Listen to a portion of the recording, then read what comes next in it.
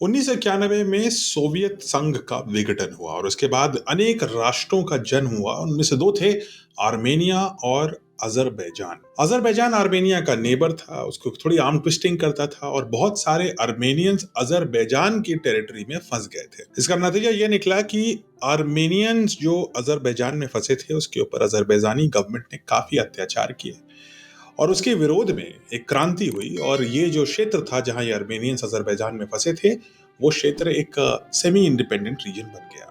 लेकिन इसके बाद अजरबैजान ने एक बहुत ही भारी मिलिट्री कार्रवाई, जिसमें पाकिस्तान ने उसका पूरा समर्थन दिया, करके इन आर्मेनियंस के ऊपर और अत्याचार किया और फाइनली इनको दबाव में डाल करके फोर्स किया कि वो अजरबैजान के अंदर ही बने रहे। इसके बाद से आर्मेनिया और अजरबैजान के बीच में एक लगातार कॉन्फ्लिक्ट और टेंशन की स्थिति बनी है। इस स्थिति में आर्मेनिया की नजर अब भारत की ओर है। ऐसा क्यों?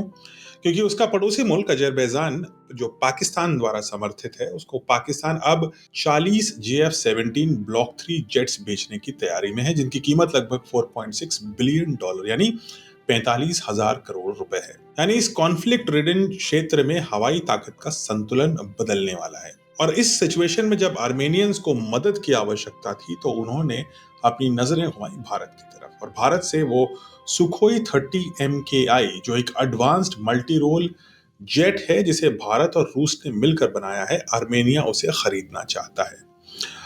ये सिर्फ एक जेट नहीं है, बल्कि भारत की निर्माण शक्ति और रणनीतिक ताकत का एक बहुत बड़ा प्रमाण है। भारत ने आर्मेनिया को पूरी तरह से home grown advanced defence technology supply करने की बात करी है। ये बात ये भी दिखाता है कि मेक इन इंडिया अब सिर्फ एक अर्थव्यवस्था नहीं, बल्कि रक्षा क्षेत्र में गेम चेंजर बन चुका है। विशेषज्ञों का यह भी मानना है कि भारत की डिफेंस टेक्नोलॉजी इतनी एडवांस्ड है कि भारत का सुखोई 30 MKI पाकिस्तान के JF-17 ब्लॉक 3 के खिलाफ एक स्ट्रेटेजिक एडवांटेज दे सकता है आर्मेनिया को। याद रखने की बात है कि सुखोई 30 MKI हमने 90s में बनाया था, जबकि JF-17 पाकिस्तान ने पिछले 5-10 साल में ही बनाया है।